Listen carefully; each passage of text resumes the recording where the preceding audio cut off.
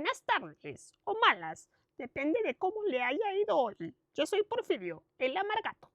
Hace un par de años escuché una noticia que me causó conmoción. La plataforma HBO quitó de su catálogo de Estados Unidos la película Lo que el viento se llevó, película con uno de los diseños de producción más hermosos de la historia del cine, según este Amargato. El día de hoy no voy a hablar de la censura hacia los contenidos del pasado que se descontextualizan. Ese será otro video que seguro durará 2 o 3 episodios de 3 horas cada uno para resumirlo. De lo que quiero hablar es de esos otros contenidos siniestros que se encuentran a nuestra disposición y que nadie nos quita. En esta época de corrección política exagerada, donde uno hasta tiene que censurar nombres de colores o agregar letras para no ofender, se crea una polarización tremenda, con debates infinitos y además infructuosos, donde no se busca ni siquiera dialogar, sino que se intenta obligar al otro a pensar como uno. ¿Por qué?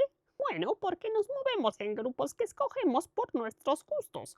Por lo tanto, la mayoría de ellos opinan de manera muy semejante y cuando alguien no lo hace, ya no somos capaces de argumentar, sino de insultar o agredir porque alguien cometió el pecado de no concordar con nosotros. Que nos volvemos intolerantes, vamos. Pero ese tampoco es el tema de hoy. Les decía que, en esta época de corrección política exagerada, de censura bien intencionada y de querer juzgar el ayer con la moral de hoy, lo que más me sorprende, lo que de verdad me deja perplejo, es que no hayan desaparecido, al puro estilo de 1984, la mitad de las historias de las artes y las ciencias. Piénsenlo un momento, tenemos acceso a todo, a toda la basura y a toda la genialidad. Y ahí está, al alcance de un clic, esperando que algún iluminado con doctorado en ofindecología la descubra y la mande a la hoguera digital. Considerando que más de un genio, más de uno de esos que llamo maestros, más de un pilar de nuestra cultura era poco menos que un déspota, un misántropo o un pillo de 3 al cuarto, no voy a mencionar nombres, Picasso, Wagner, pero el otro día, mientras dejaba correr contenidos en YouTube, tras hacer un trabajo sobre cine mexicano, el algoritmo me mandó una película con Pedro Armendáriz, Dolores del Río y Columba Domínguez. Si no sabes quiénes son, espero que este video te dé suficiente curiosidad para buscarlos. Dejé correr la película, casi como si fuera un podcast, hasta que en un momento ya no estaba realizando mis actividades. No, señores y señoras del jurado, mi atención la tenía la película.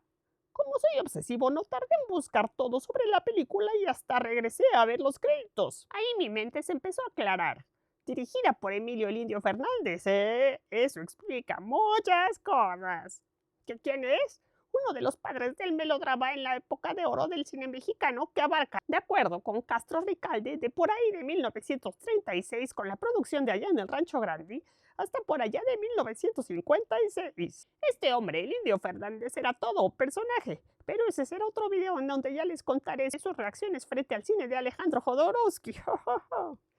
Este video es para hablar de La Malquerida, una película de 1949. No me gusta destripar las historias, así que solo les voy a contar un pedacito.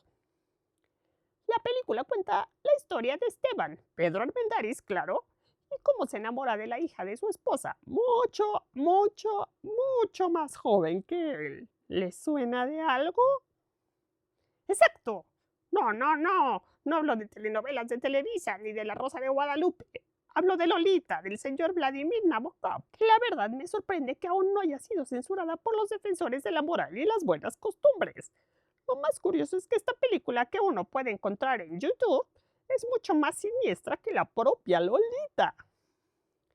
No por las edades de los personajes, sino por la aceptación de estos hacia lo que ocurre en la casa de Raimunda y Acacia. En Lolita todo debía de ser secreto.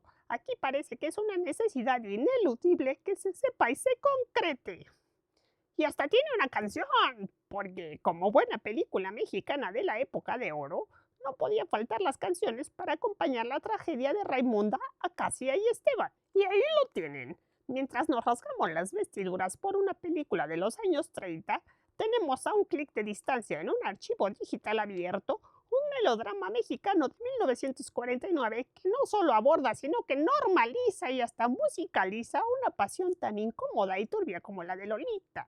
Y es que quizá, solo quizá, el verdadero peligro no es que desaparezcan las obras problemáticas. El verdadero peligro es que desaparezca nuestra capacidad para entender su contexto, para analizar sus contradicciones y para aprender de la complejidad moral humana en lugar de simplemente borrarla. Borrar es fácil, es cómodo.